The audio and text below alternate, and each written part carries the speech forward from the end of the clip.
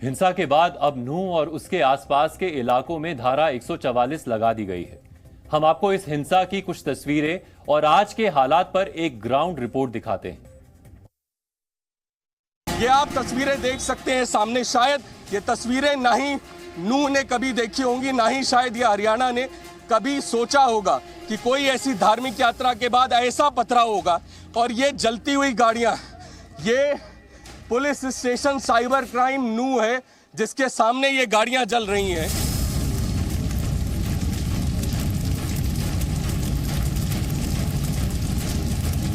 जिस तरीके से यहाँ पर हिंसा जो है कुछ ही घंटों में इतनी भयानक हुई है कि सड़कों पर सिर्फ और सिर्फ इस समय पुलिस और भीड़ दिखाई दे रही है।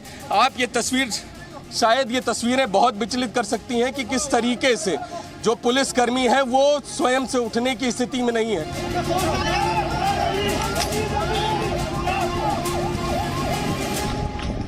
जब हम लोग नूह में घुस रहे थे, कुछ लड़के जो बाइक पे थे, मुंह बांधे हुए थे, हाथों में डंडे लिए हुए थे, उन्होंने हमारे माइक को देख के गाड़ी का पीछा करने का प्रयास किया।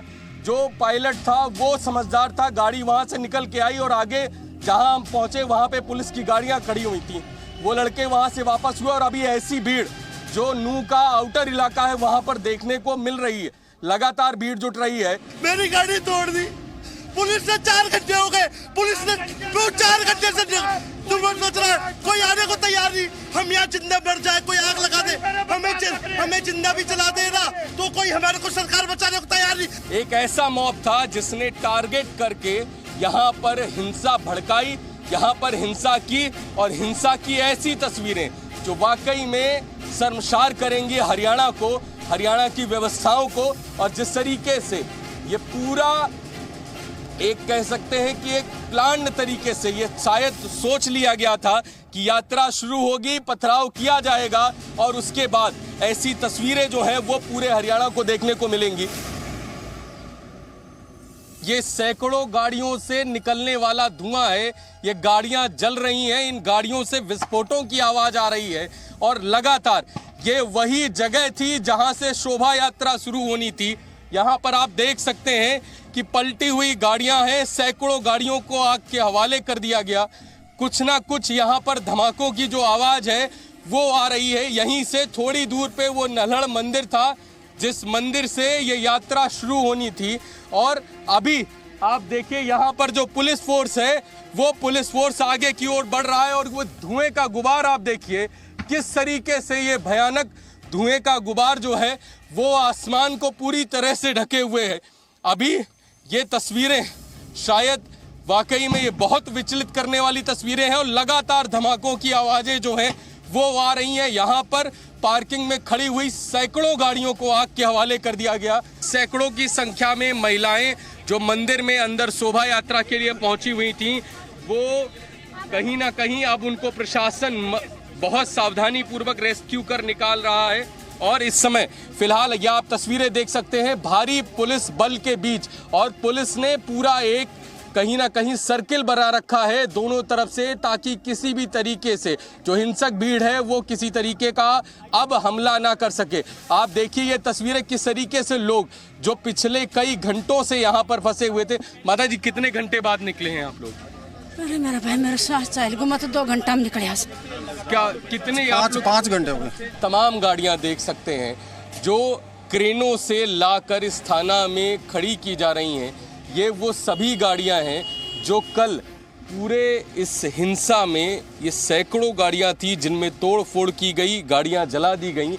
और इस समय आप इस एम्बुलेंस को देख सकते हैं कि इस एम्बुलेंस से अभी भी जो धुआं है वो निकल रहा है। नूह का यही वो तिरंगा चौक है जहां से होकर शोभा यात्रा निकाली जानी थी। जैसे ही मंदिर से आ रही शोभा यात्रा पर हमला हुआ तो जितने भी जो थी भीड़ थी वो अब इस सड़क पे आ गई थी। मेन रोड है नूह का, और इस सड़क पे आने के बाद लगातार जितनी भी गाड़ियां मिल रही थी उनके ऊपर हमले हो रहे थे, लगातार पत्थरबाजी हो रही थी।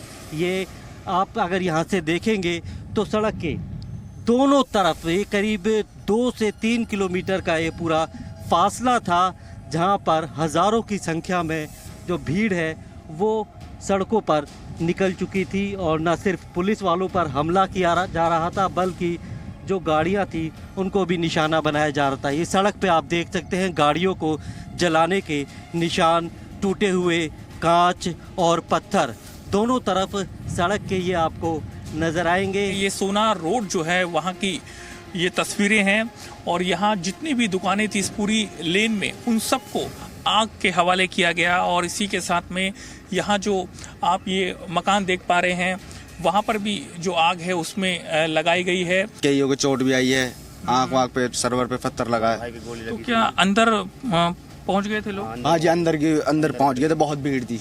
अंदर पहुँच गए, टोला पत्थर पड़े हैं जी, बहुत सारे, बहुत नुकसान हुआ।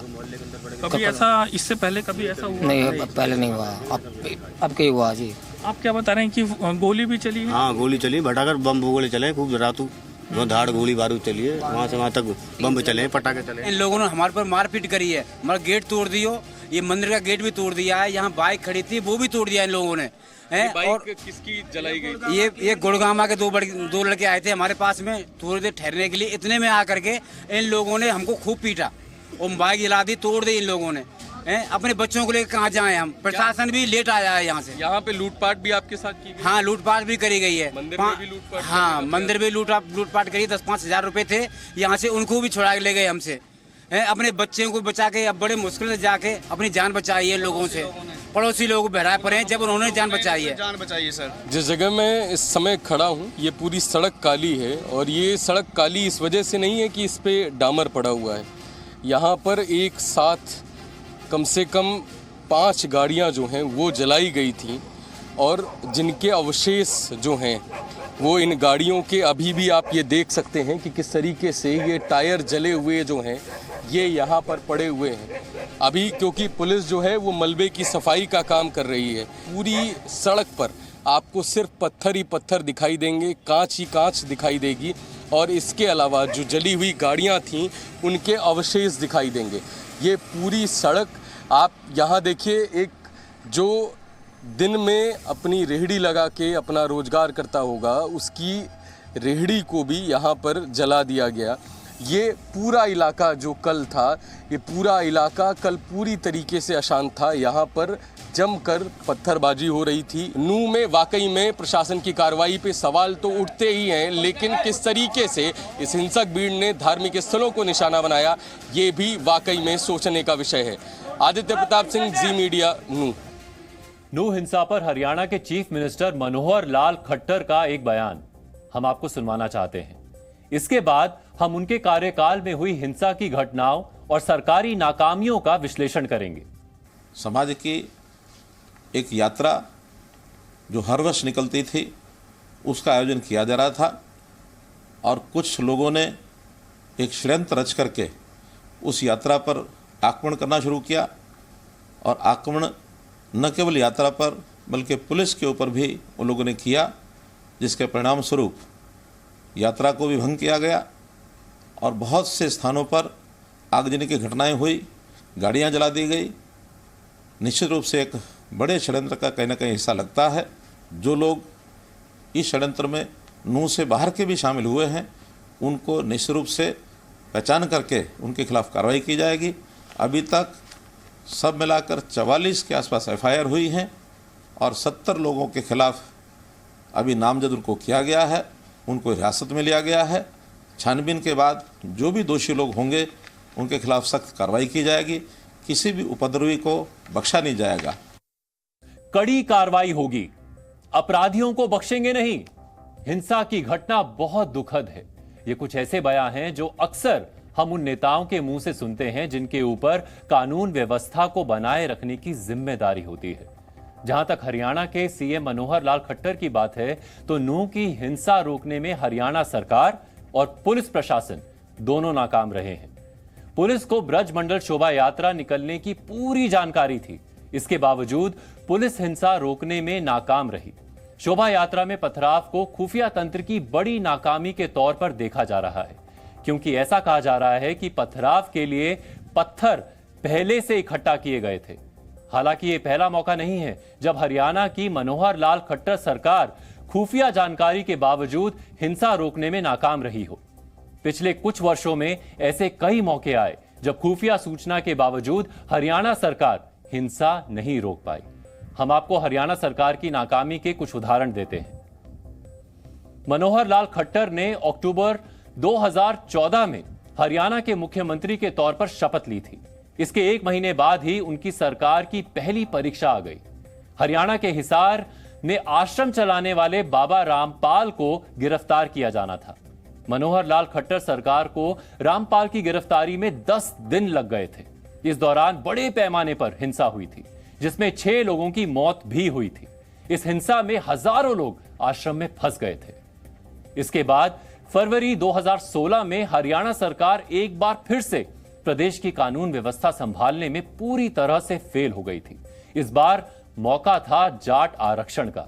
जाट आरक्षण के दौरान बड़े पैमाने पर हिंसा फैल गई थी। स्थिति को नियंत्रित करने में हरियाणा सरकार को 1 महीना लग गया था। इस हिंसा में 30 लोगों की मौत तक हो गई थी।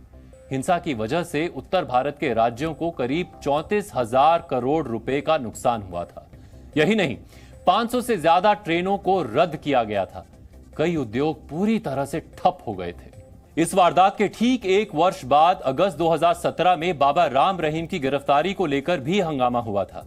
इस हिंसा में 30 लोगों की मौत हो गई थी और करीब 250 लोग घायल हुए थे।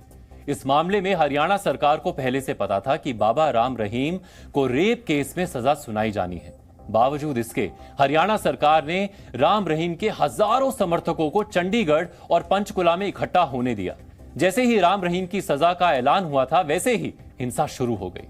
इस हिंसा को रोकने में हरियाणा सरकार पूरी तरह से नाकाम रही थी। हम ये मानते हैं कि अचानक हुई हिंसा को रोक पाना मुश्किल है, लेकिन ऐसा नहीं कि योजनाबद्ध तरीके से हिंसा करने वालों की जानकारी पुलिस को ना मिली हो। नूह की शोभा यात्रा में हुई पत्थरबाजी की प्लानिंग पहले से की जा चुकी थी। ये बात हरियाणा के गृह मंत्री अनिल विज भी मानते हैं। सवाल यह है कि अगर शोभा यात्रा पर पथराव की जानकारी थी तो फिर उस हिसाब से कार्रवाई क्यों नहीं की गई? Zee News.